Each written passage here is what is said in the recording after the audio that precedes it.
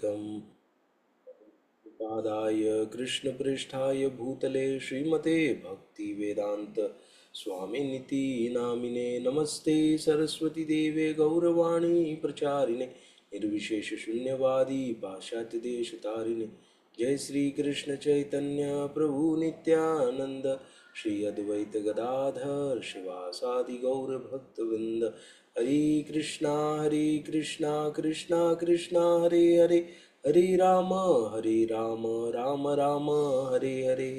जय श्री प्रभुपाद की जय। हरे कृष्णा। स्वागत है आप सभी का। आज हम लोग श्रीमद् भगवद गीता अध्याय 6 और श्लोक संख्या 24 पढ़ेंगे। तो मैं स्क्रीन शेयर करता हूँ।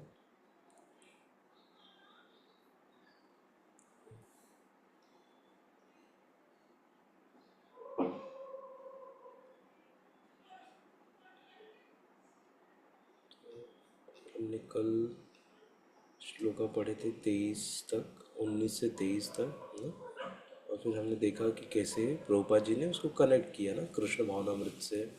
और दुख आएंगे ना, प्रॉब्लम्स आएंगे, लेकिन उसको क्या करना है, तितिक्षस्व, उसको सहन करना है, उसको टॉलरेट करना है ना?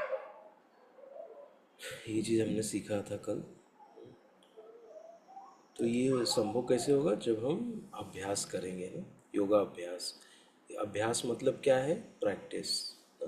डेली हमको जो भी चीज़ हम कर रहे हैं, यदि हमको सफलता चाहिए तो हमको प्रैक्टिस करना पड़ेगा ना। बिना सफलता के हमको ना हम सफल नहीं हो पाएंगे यदि हम लोग क्या कहते हैं प्रैक्टिस नहीं करेंगे तो ना। सफल होना है तो कोई भी चीज़ सीख ले, चाहे वो आध्यात्मिक हो चाहे भौतिक चीज़ हो, बिना प्रैक्टिस के हम नहीं सीख सकते ना। भगवद गीता का श्लोक यदि हमको सीखना है तो क्या करना पड़ेगा, प्रैक्टिस करना पड़ेगा ना। बार बार उस श्लोक को हमको पढ़ना पड़ेगा। जैसे होता है ना कि शुरुआत में हमको कोई चीज़ बहुत टफ लगती है ना। जैसे मोबाइल आया था, स्मार्टफोन जब आया था तो कितनी तकलीफ़ होती थी ना हमको कि अरे कैसे ऑपरेट करना है। इवन सादा मोबाइल भी आया था, उसमें भी जब हमको एसएमएस करना होता था कितनी तकलीफ़ होती थी ना। बहुत तकलीफ़ होती थी हमको, कैसे उसको कीपैड से अगर किसी को मैसेज भेजना है, हम मैसेज भी नहीं भेज पाते थे। उसको 3 बार टाइप करो तो एक अल्फ़ाबेट आता था ना? लास्ट जैसे सी को टाइप करा 3 बार, वो कीपैड दबाओ, फिर चेंज हुआ, स्मार्टफोन आया। तो हम लोगों ने क्या किया, वो सब चीज़ें धीरे धीरे ग्रेजुअली सीखते गए ना। ऐसे तो कोई भी चीज़ ऐसा नहीं कि इम्पॉसिबल है। यदि हम लोग प्रयास करेंगे और प्रैक्टिस करेंगे तो वो चीज़ आसान हो जाती है। तो यही है कि प्रैक्टिस, कोई भी चीज़ में सफल होना है तो हमको प्रैक्टिस करना पड़ेगा, अभ्यास करना पड़ेगा। ऐसे तो आज का हम लोग श्लोक पढ़ेंगे।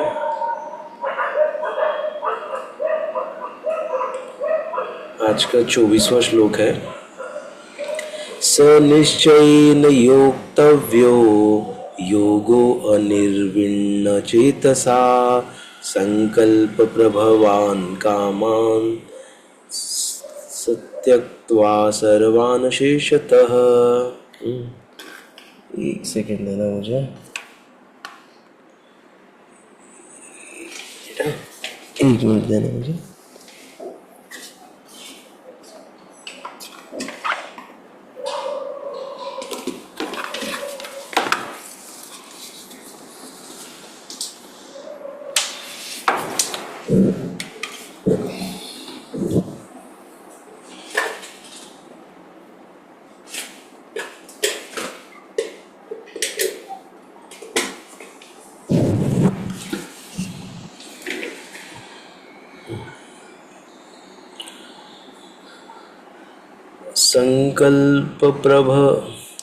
संकल्प प्रभवान कामां सत्यक्त्वा सर्वान् शेषतः मनसैवेन्द्रियग्रामं विनियम्य समन्ततः। स निश्चयेन योक्तव्यो योगो अनिर्विण्ण चेतसा संकल्प प्रभवान कामान् त्वा सर्वान् शेषतः मनसेव्य इन्द्रियग्रामं विनियम्य समन्ततः। तो इसका हम लोग अभी वर्ड टू वर्ड मीनिंग देखेंगे। सह उस निश्चयेन दृढ़ विश्वास के साथ योक्तव्य अवश्य अभ्यास करे। योग योग पद्धति अनिर्विण्ण चेतसा विचलित हुए बिना संकल्प मनोधर्म से प्रभावान उत्पन्न कामान भौतिक इच्छाओं को त्यक्त्वा त्याग कर सर्वान समस्त अशेषतः पूर्णतया मनसा मन से एव निश्चय ही इंद्रिय ग्रामम इंद्रियों के समूह को विनियम्य वश में करके समन्ततः सभी ओर से। यहाँ पर क्या कह रहे हैं कि मनुष्य को चाहिए कि संकल्प तथा श्रद्धा के साथ योगाभ्यास में लगे और पथ से विचलित न हो। उसे चाहिए कि मनोधर्म से उत्पन्न समस्त इच्छाओं को निरअपवाद रूप से त्याग दे और इस प्रकार मन के द्वारा सभी ओर से इंद्रियों को वश में करे। तो ये पूरे योगाभ्यास का एक्चुअली क्या है, सारे योगा अभ्यास का ये मूल मंत्र है। क्या कि हमको संकल्प लेना है और श्रद्धा के साथ इसके साथ जुड़ना है। जो भी हम भक्ति में आगे बढ़ने के लिए, आध्यात्मिक विकास के लिए हम जो भी कार्य करते हैं उसमें संकल्प होना बहुत ज़रूरी है और साथ में श्रद्धा। और फिर क्या होगा कि हमारी इच्छाएं भी बहुत जब कोई पहली चालू करता है हरे कृष्ण महामंत्र का जप करना, तो मन उसको करने नहीं देता है, मन उसको रोकता है, मत कर मन उसको बहुत सारे रोड़े डालेगा कि ये अच्छा नहीं है, इससे आपका बीपी बढ़ रहा है, इससे आपका ये हो रहा है, आपके बहुत झगड़े बढ़ गए आपके घर में। ऐसे भी हमने बहुत सारे एग्जाम्पल आए हैं सामने। सब लोग ऐसे बोलते हैं, अरे हरे कृष्ण मंत्र तो आपने बोला था जपने के लिए, मैं हरे कृष्ण मंत्र जपने लग गया, लेकिन अभी क्या हो रहा है कि बहुत सारी प्रॉब्लम्स आने लग गए हैं। तो होता है शुरुआत में क्योंकि क्या है कि बहुत दिनों का कचरा जमा है जब कचरा साफ होगा तो तकलीफ़ तो होगी जैसे बहुत दिन से कोई घर बंद पड़ा है उसमें कभी सफाई नहीं हुई है, तो अचानक जब सफाई होगी तो पूरा धूल उड़ेगा बहुत दिनों का कचरा जमा है तो साफ़ करेंगे, धूल उड़ेगा, नाक में आँख में जाएगा तो तकलीफ़ तो होगी तो वही तकलीफ़ हमको इनिशियली होती है। लेकिन क्या करना है, उसको हमको सह लेना है, सहन करना है। ऐसे ही एग्जाम्पल देते हैं कि जब समुद्र मंथन हुआ था तो क्या निकला था, उसमें से हलाहल विष निकला था पहले, उसके बाद अमृत निकला। तो ये प्रोसेस है, प्रोसेस में पहले प्रॉब्लम तकलीफ़ होगी जब हम नए नए हरे कृष्ण महामंत्र का जप करते हैं, तो थोड़ा उसको टॉलरेट करना, फिर धीरे धीरे क्या होगा कि सब सुव्यवस्थित होगा और फिर हम अच्छे से अपना कार्य कर पाएंगे। तो ये यहाँ पे बता रहे हैं कि मन को कंट्रोल करना, मन बोलेगा नहीं करना, लेकिन मन को हमको कंट्रोल रखना है। कैसे कंट्रोल करेंगे, इंद्रियों को पहले कंट्रोल में लेना होगा और इंद्रियों को कैसे कंट्रोल में कर पाएंगे, जब हम अपनी सारी इंद्रियों को किसकी सेवा में लगाएंगे, भगवान की सेवा में। ऑटोमेटिक हमारा जो मन है वो हमारे कंट्रोल में आ जाएगा। और पूरा जो भगवत गीता सिखाया गया है वो इसीलिए सिखाया गया है कि मन कंट्रोल में आए। पूरे प्रोसेस का जो एक सेंटर है वो है मन को कंट्रोल में करना। ये है पूरे भगवत गीता का एक जब सार रूप में हम समझे तो ये उसका एक भगवान जी का एक इंस्ट्रक्शन है कि मन को कंट्रोल में ले। और मन को कंट्रोल लेना इतना आसान नहीं है अर्जुन कहते भी यही वाले अध्याय में कहेंगे अर्जुन कि मैं हवा को ले लूँगा, कंट्रोल कर लूँ, लेकिन इसको नहीं कर पाऊँगा मन को जो कि फिर बोलते हैं कि हाँ बहुत सही बोल रहे तुम ऐसे। तो फिर आगे चल के बताएंगे कि कैसे मन को कंट्रोल में लेंगे। जैसे बताया कि सारे इंद्रियों को भगवान की सेवा में लगाना, आँखों से भगवान को देखना और जीवा से भगवान का प्रसाद चखना और नाक से जो भगवान जी को तुलसी का दल चढ़ा है ना, तुलसी के पत्ते चढ़े हैं या फूल चढ़ा, उनको सूंघना, कानों से भगवान का कीर्तन, भगवान का कथा, इनका श्रवण करना, ऐसे करके, और जो त्वचा से भक्तों को टच करना, भगवान को टच करना, ना, इन सब माध्यम से क्या होता है कि हम लोग भगवान, अपनी सारी इंद्रियों को भगवान की सेवा में लगाते हैं। तब हम लोग को क्या हो जाता है कि प्रैक्टिस हो जाएगी और मन कंट्रोल में रहेगा हमारा। ये है। तो थोड़ा पढ़ते हैं। योगाभ्यास करने वाले को, तात्पर्य है, योगाभ्यास करने वाले को दृढ़ संकल्प होना चाहिए और उसे चाहिए कि बिना विचलित हुए धैर्यपूर्वक अभ्यास करे। धैर्यता चाहिए। ऐसे नहीं कि आपको, जैसे अभी जो स्त्री प्रेग्नेंट होती है ना, 9 महीना उसको धैर्य धारण करना पड़ता है ना। अंत समय में ऐसा हो जाता है कि पूरा कंट्रोल चला जाता है कि बाबा नहीं पॉसिबल है, नहीं हो पाएगा मेरे से। लेकिन क्या होता है कि हमको धैर्य रखना पड़ता है उस समय। 9 महीने तक गर्भ धारण करके ही रखना पड़ेगा, तुरंत नहीं बच्चा 1 ही महीने में आ जाएगा। तो वैसे ये धैर्यपूर्वक अभ्यास करते रहना है हमको, अंत में उसकी सफलता निश्चित है। उसे यह सोचकर बड़े ही धैर्य से इस मार्ग का अनुसरण करना चाहिए, और यदि सफलता मिलने में विलंब हो रहा हो तो निरुत्साहित नहीं होना चाहिए ना? क्योंकि हमारे हाथ में क्या है? प्रयास करना, कर्म करना। बाकी जो रिजल्ट है वो भगवान के हाथ में है। जब उनकी इच्छा होगी ना, जब हम अच्छे से अपना ना दे पाएंगे इनपुट, तब जो आउटपुट है वो भगवान के हाथ में है। वो जब चाहेंगे तब देंगे। हो सकता है 1 साल में दे दे, हो सकता है 10 साल में दे, हो सकता है 20 साल में दे ना, या हो सकता है इस लाइफ में ना दे, तो भी हमको क्या करना, टॉलरेट करना है ना? हो सकता है उसके अगले लाइफ में हमको मिले ना, तो इसलिए हमको निरुत्साहित नहीं होना है।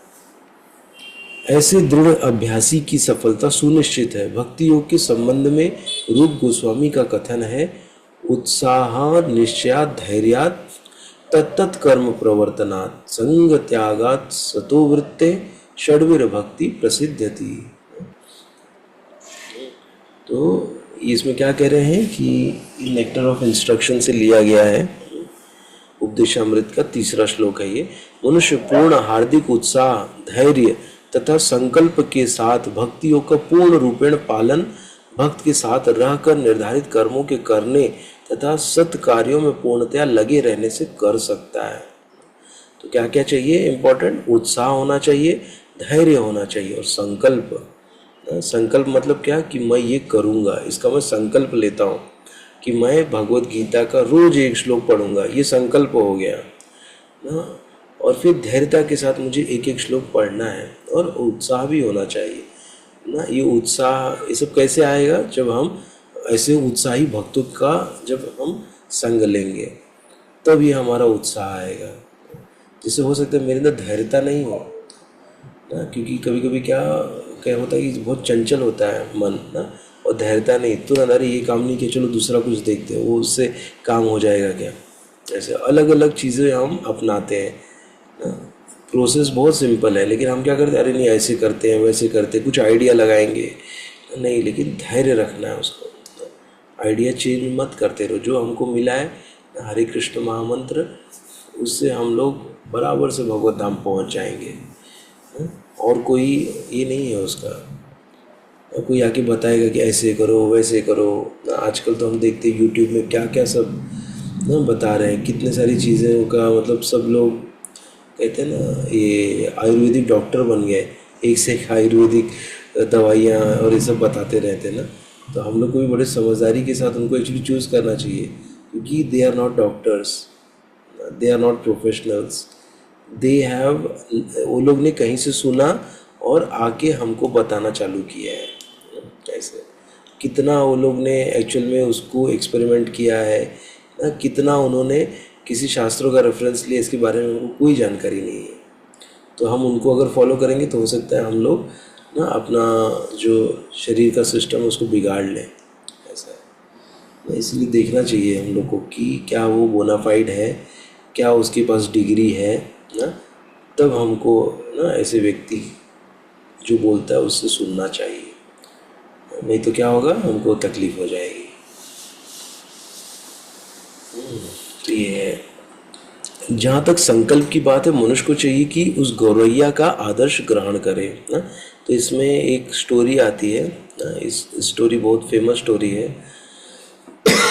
इसको पढ़ते नहीं, इसको मैं बोलने का प्रयास करता हूँ, क्योंकि स्टोरी इसे पढ़ो तो थोड़ा ओल हो जाता है। मैंने ये स्टोरी बहुत बार इसको कोट किया है, तो इसको बोलता हूँ कि एक बार क्या होता है, गौरैया मतलब चिड़िया जो होती है वो अंडे देती है, और समुद्र के किनारे पे अंडे देती है। और अंडे देने के बाद क्या होता है कि लहर आती है और उसके अंडे जो हैं वो समुद्र के अंदर चले जाते हैं। तो गौरैया बहुत रोने लगती है और बहुत क्रोधित भी हो जाती कि समुद्र देव ने मेरे अंडे ले लिए। तो वो क्या करती है कि समुद्र देव से मांगती है, बोलती है मेरे अंडे वापस करो। और समुद्र देव क्या करते हैं, कोई रिस्पॉन्स नहीं देते हैं ना, कुछ भी बोलते नहीं है कि दूंगा नहीं दूंगा ना, कोई उनकी तरफ से कुछ भी रिस्पॉन्स नहीं आता ना। और वो रिक्वेस्ट भी करती है, प्रार्थना करती है, रोती है ना, लेकिन वो जो समुद्र हैं वो कोई भी रिस्पॉन्स नहीं देते हैं। तो फिर अंत में क्या वो डिसाइड करती है कि अब मैं क्या करूँगी, पूरे समुद्र को सुखा डालूँगी, और क्या करूँगी कि जब सूखेगा तब मेरे अंडे मुझे मिल जाएंगे। तो वो क्या करती है, छोटी सी चिड़िया वो अपने छोटे से नन्हे से चोंच में पानी भर के ले जाके बाहर डालने लग गई। सोचिए, छोटी सी चिड़िया ना, उसने संकल्प ले लिया कि मैं इस पूरे समंदर को सुखा दूंगा, जो कि क्या है, इम्पॉसिबल है ना। एक चिड़िया को हम सोच सकते हैं क्या वो समुद्र सुखा पाएगी, लेकिन उसने संकल्प ले लिया और जाके पूरा छोटी छोटी चोंच में पानी भर के फेंकने लग गई। और क्या हुआ कि सब लोग जो भी वहाँ पर थे ना, जीव पक्षी, अलग अलग पक्षी, सारे लोग क्या करने लगे, उसका उपहास उड़ाने लगे, उसका मजाक बनाने लग गए ना। क्यों? क्योंकि असंभव संकल्प है, इसको कैसे पूरा कर पाओगी ना। सब लोग उसका बहुत मजाक उड़ाने लग गए। तो ये एक्चुअली क्या हो गया, जब पूरे चर्चा का विषय हो गया, सब जगह इसी की बात चलने लग गई कि ऐसा ऐसा एक छोटी चिड़िया है उस जगह पे जो कि ऐसा समुद्र को सुखाने के पीछे लग गई है। तो बहुत ये जो स्टोरी है ये फैल गई। और फिर अंत में भगवान विष्णु के जो वाहन है ना, पक्षीराज गरुड़ ना, पक्षियों के राजा गरुड़, उन तक ये बात पहुंचती है ना। उन तक ये जब बात पहुंचती है तो वो जो उनको जो गरुड़ जी हैं ना, उनको क्या होता है, उनको दया आ जाती है ना। और फिर वो उस चिड़िया से मिलने को आते हैं। और जब मिलने आते तो गरुड़ उस नन्ही चिड़िया को जब मिलते हैं तो बोलते हैं कि देख के बहुत प्रसन्न हो जाते हैं कि बाबा इतनी छोटी चिड़िया और इतना ये करने को ये कर रही है ना? सुखाने के लिए इतना बड़ा काम कर रही है। तो वो वचन देता है कि मैं प्रयास करूँगा कि तुम्हारे अंडे में वापस ले आऊँ। ऐसे गरुड़ जी उनको वचन देते हैं। और फिर गरुड़ ने तुरंत समुद्र देव से कहा कि इसके अंडे लौटा दो, नहीं तो उसे स्वयं आगे आना पड़ेगा, ऐसे करके बोलते हैं। और जब समुद्र देव जो है वो भयभीत हो जाते हैं और बाहर आके उन अंडों को लौटा देते हैं। और क्या होता है इससे कि जो गौरैया खुश हो जाती है। और क्या हुआ कि वो बहुत मतलब एक कृपा मिल गई और बहुत उसको आभार प्रकट करती है गरुड़ जी से ऐसे। तो ये स्टोरी से हम क्या सीखते हैं कि ना, ये इम्पॉसिबल संकल्प उसने ले लिया और प्रयास भी चालू कर दिया ना। जब ऐसा हम प्रयास चालू करते हैं तो हमको हेल्प मिलना चालू हो जाता है ना। हमको ना प्रकृति से हेल्प मिलना ना, हमारे जो सहयोगी लोग हैं, हमारे जो मित्र लोग हैं, उनकी तरफ से हमको सपोर्ट मिलना चालू हो जाता है। क्योंकि क्या है कि ऐसा कोई संकल्प लेते हैं हम लोग, आध्यात्मिक संकल्प या कोई भी संकल्प, तो उसकी पूर्ति करने के लिए भगवान स्वयं ना किसी न किसी माध्यम से हम तक वो चीज़ हमसे पूरी हो, उसका वो मतलब उसकी वो गारंटी लेते हैं या उसमें वो पूरा करने की हम मदद करते हैं ना, किसी न किसी माध्यम से, किसी न किसी ऐसे व्यक्ति को भेज देंगे ना, किसी न किसी को हमारी मदद के लिए भेज देंगे। वो कोई भी रूप में आ सकता है ना, वो चाहे चिड़िया के रूप में आ जाए, चाहे कौवा के रूप में, चाहे कुत्ते के रूप में, चाहे किसी व्यक्ति के रूप में आ जाए, तो कहीं से भी किसी को भी मदद पहुंचा सकते हैं। तो इसका हमको विश्वास होना चाहिए ना, इस चीज़ में हमको श्रद्धा होनी चाहिए। करेक्ट। ऐसे जैसे हमने पढ़ा था ना शुरुआत में, जब ये श्लोक हम पढ़ रहे थे, जिसमें बताया था कि संकल्प तथा श्रद्धा के साथ योगाभ्यास में लगे रहना चाहिए। तो भगवान में हमको श्रद्धा होनी चाहिए कि भगवान मेरी मदद अवश्य करेंगे, भगवान मेरी रक्षा अवश्य करेंगे। ऐसा जब हमारे अंदर होगा तो हम लोग सही से इसको हम लोग समझ पाएंगे।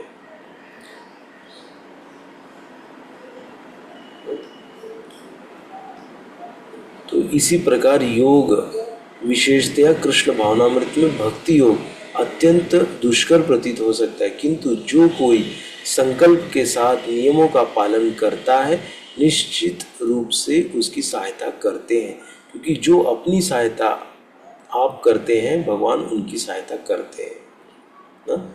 यदि हम अपनी मदद करेंगे तभी भगवान हमारी मदद करेंगे ना। जब मैं ही नहीं चाहता हूँ कि मेरी मदद होए ना, मैं अच्छा करूँ, जैसे शराबी है, अगर शराबी ही नहीं चाहेगा कि शराब छूटे तो उसकी शराब कैसे छूटेगी ना?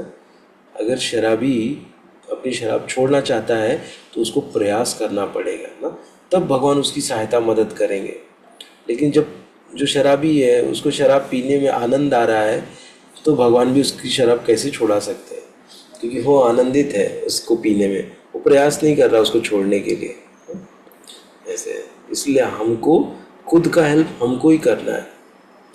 जब हम अपने आप की हेल्प करेंगे तब भगवान हमारी हेल्प करेंगे। भगवान ने हमको मौका दिया है, हमको मानव शरीर दिया है, हमको समय भी दिया है ना, हमको बुद्धि भी दी है, करना क्या है, हमारे लिए क्या सही है क्या गलत है, इसकी भी बुद्धि वो दे रहे हैं। लेकिन चूंकि हम क्या हैं कि अपनी आंखें बंद करके बैठे हैं, जिससे कि हमको नहीं सुनना है, हमको नहीं करना है। हम भी क्या हैं कि जिद्दी है ना, कोई आके हमको बताएगा समझाएगा फिर भी हमको नहीं समझना है ऐसा। लेकिन इससे नुकसान किसका होगा? नुकसान हमारा होगा, क्योंकि हमारे लिए सबसे जो एक कहते हैं ना कि सबसे ख़राब चीज़ क्या है कि हमारा समय जा रहा है ना। यदि हम तुरंत उसको एक्सेप्ट नहीं करेंगे तो वो समय निकल जाएगा, और जब समय निकल जाएगा तो ना वो जब हम करेंगे तो उसका कोई वैल्यू नहीं रह जाएगा। फिर समय पे कोई भी चीज़ करते हैं तब उसका वैल्यू रहता है ना। समय निकल जाने के बाद अगर वही काम करेंगे तो उसकी कोई वैल्यू नहीं रहती है। इसलिए सही समय पे सही चीज़ होनी चाहिए ऐसे। लेकिन जो अध्यात्म है ये कभी भी हम शुरू कर सकते हैं, इसके लिए ऐसे नहीं कि कोई उम्र है। कहते तो हैं ऐसे उम्र तो 5 साल का जो बच्चा है तभी से उसको भक्ति में लगा देना चाहिए, नहीं तो क्या हो जाता है बाद में उसको पूंछ आ जाती है ना, तो वो अपने मन का कुछ भी करने लगता है, कोई समझाएगा वो समझेगा भी नहीं। इसीलिए बचपन से ही सब देना चाहिए। और अगर बचपन से नहीं मिला ना, अगर 60 साल के बाद मिला, 70 साल के बाद मिला, तभी भी इसको जब भी मिले इसको सीरियसली लो, तब इसका रिजल्ट हमको मिलेगा ना। और संकल्प देख सकते हैं हम लोग, संकल्प का जो एग्जाम्पल है ना, श्रद्धा और संकल्प देखा ना हमने। संकल्प में क्या देखा हमने कि कैसे जो चिड़िया है, गौरैया है, कैसे उसने पूरे समुद्र को सुखाने का बीड़ा उठा लिया। ऐसा तो हमको भी ऐसे ही संकल्प लेना चाहिए ना। और ऐसा नहीं कि हम लोग कैलकुलेटेड संकल्प ले ना। क्या उसने कैलकुलेशन किया था क्या? नहीं, उसने सीधा जो है संकल्प ले लिया। तो हमको भी हमारा संकल्प जो है ऐसा ही रहना चाहिए। क्यों? क्योंकि ये संकल्प ऐसा होना चाहिए, मुझे भगवत धाम जाना है ना, मुझे इतनी माला करनी, ये संकल्प। मुझे अगर यदि कोई बुरी आदत है तो उसको हम उसमें से बाहर निकलना है, ये संकल्प ना। ऐसे जब संकल्प हम लोग लेंगे बड़े बड़े, तब फिर धीरे धीरे भगवान ना ऐसे लोगों को हमारे जीवन में भेजेंगे जो संकल्प पूरा करने के लिए हमारी मदद करेंगे, क्योंकि हम प्रयास कर रहे हैं ना अपने आप को सुधारने के लिए, तो भगवान अवश्य हमारी मदद करेंगे। ऐसे तो आज हम लोग यहीं तक पढ़ेंगे। थोड़ा हम लोग अभी 9:30 बजे सेशन ले रहे हैं, जिससे कि हम लोग थोड़ा जल्दी सो के जल्दी उठें, इसलिए तो थोड़ा प्रयास करिएगा आप लोग भी 9:30 तक ज्वाइन करें। किसी को कोई प्रश्न है तो पूछ सकते हैं।